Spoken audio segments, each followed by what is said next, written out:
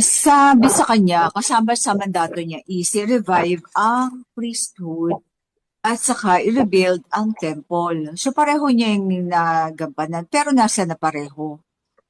Hindi ba naging successful ang mensero sa ganung ano?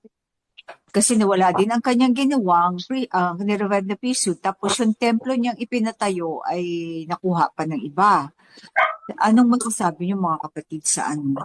Hindi ba siya ang nagdala ng propesiyang yun? Hindi ba sa kanya yun? Kanya Ah, nga, kaya lang kasi yun, inagaw. Sa oo, kanya, kasi kaya lang. nakaabang din. Nakaabang din kasi ang mga builders. So gusto-gusto nilang i-ano yun. Kaya hina-hijack nila, no?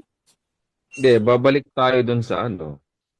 Kaya nangyari yan kasi, 'di ba yung sa aklat ng mga hari, sila rin naman nagkasala eh. Partikular na dyan yung, 'di ba? Pinaka-best example diyan si Solomon. Ang ano, ito hari na to. Ayan, priest.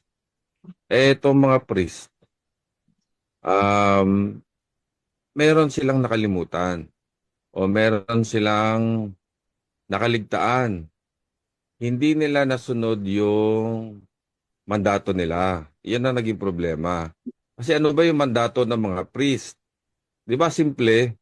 Alagaan ang mga tupa. Hindi sila nandun para pamunuan nila yung Naghari. mga tupa. Kasi may hari, may namumuno na eh.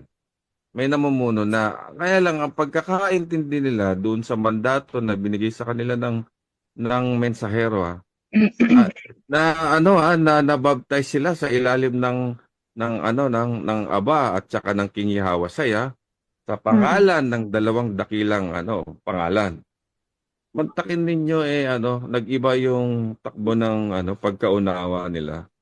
Ang Iba kanila is naghahari-harian. inari nila ang kawan. Hindi Oo. nila ano hindi nila iginabay kundi itinuring nila na kanila. Hindi Dapat nga sa alaga kanila lang. yan. Alaga Mm. lang. Yun ang mandato nila. Kaya Katiwala, may no? priest. Oo. Kaya nga may priest eh. Oo. Iya sila ang taga-gabay. Taga, taga-paalala. Oo. Taga-alaga.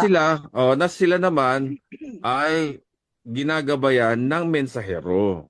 Oo. Ayun yung kasi mga mandato na nakalimutan nila. Inari nila ang kawa. Na ngayon Oo. sa pamamagitan ng Sabi ng mensahero, ang dami kong mga sinabi sa inyo noon, mga instructions, pero hindi mm, ninyo sinunod. mm, Oo. oh. Hindi sinunod yung command. Iba yung pagkakaintindi sa pagbabasa kanila ng utos. Iba eh. O, katulad ngayon, ito naman, yung nakikita natin ngayon, nabubuo dahil sa pangangailangan. Ito yung sinasabi natin kanina. May mga sumama noon na nauulit lang ngayon. Na sumama dahil sa pangangailangan. Ito rin, ganun din nakikita natin. Nabubuo dahil sa pangangailangan. Hindi dahil sa kaligtasan, hindi dahil sa Torah, hindi dahil sa rebuild the kingdom. Magkaiba kasi yun eh. Magkaiba yun. Pag ano na, pumasok na yung material, ano?